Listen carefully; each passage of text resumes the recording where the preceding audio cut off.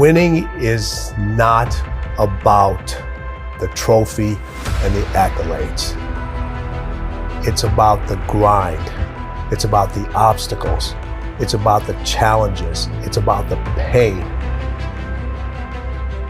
that you endure along the way for that 30 seconds of being able to either stand on the platform, be acknowledged by individuals that are close to you. But when that happens, your mind has to immediately shift back, because now you felt and tasted something that you could only get through winning. Are you willing to do it again? The reason I know so much about winning is because I've had to deal with so much losing. Everybody wants to win, but in order to know how to win, you gotta know how to lose. Because you're gonna lose more than you're gonna win. But every time you lose, what do you gain from it? So every time I've lost, people say, you gotta jump right back up. Get back right on your feet again. And I disagree with that. After you lose, or when you get knocked down, stay down there for a minute. Understand why you lost. What were the reasons? Why are you down there? Why did you lose? Why did you get knocked down? Because if you just jump right back up, you're gonna lose again and again, and you continue to lose the same way. So every time I lost, I stayed down for a second. Minutes, hours, days, weeks. But when I stood up, I was different. I was smarter. And when I lost again, I stayed down. I stood back up. I was stronger. When I lost again, I stayed down.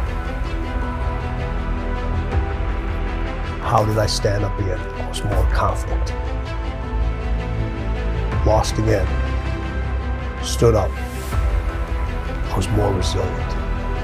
Now you start putting the pieces that are necessary to win over and over and over again.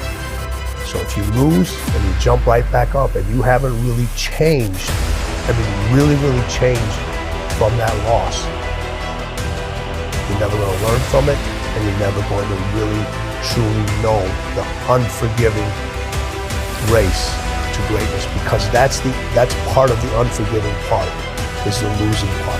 That part is unforgiving. It's what's really inside of them. So what they're seeing, when they look in the mirror, they're just trying to see what's on the surface. But winning and losing wants to know what's inside of you. It wants to know what makes you tick. It wants to know what your desires are. It wants to know what your ego is. It wants to know what your limitations are. It wants to know what your mindset is. It wants to know everything about you, because winning does not lie. When you look in the mirror,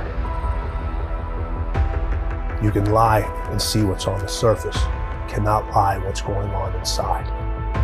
And that's what people are not willing to see, the lies that are truly going on inside of them that are not allowing them to win over and over, or sometimes even win once. You have to look. Winning requires you to go so far deep inside yourself. It's way beyond the surface. It's way beyond internal. It's going to a place that a lot of people haven't visited in a long, long time, because they're afraid to visit that person, because when they visit that person, they don't know who that person is anymore. It's not lying to not only recognize your weaknesses, it's not lying to acknowledge them, not to work on them, not to face them, and also what you have to do to change them. People will point out your weaknesses, but there's a big difference between your weaknesses and your flaws. Your flaws are your gifts, and people are so busy trying to deal with their flaws and change their flaws, when their flaws are actually allows them to stay in that race. Recognize your weakness. Recognize what you're not good at, what you're not talented at. Do you have the ability to raise that level? And there's some things most people just don't. A lot of the weaknesses you can work on. But there's some weaknesses that are just your weaknesses. Now, how do you work with those things? You find individuals around you who have your weakness is their strength. And we're so worried about hiding our weaknesses and denying the weaknesses. You have to do the process. The process is non-negotiable. It's just, you have to do it. And if I let my emotions get involved in it, all right, it's not going to get done to its best abilities.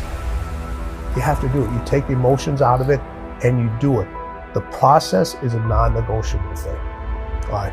The end result is not always there. That win isn't always there. You can go through the whole process and somebody didn't be as meticulous as you, and they may get that win. Because winning has no loyalty to any of us. If I'm going to go through it, I might as well do it the best of my ability and do it right. It's a process to get you either closer to winning or farther. We win every single day. Every tool you have.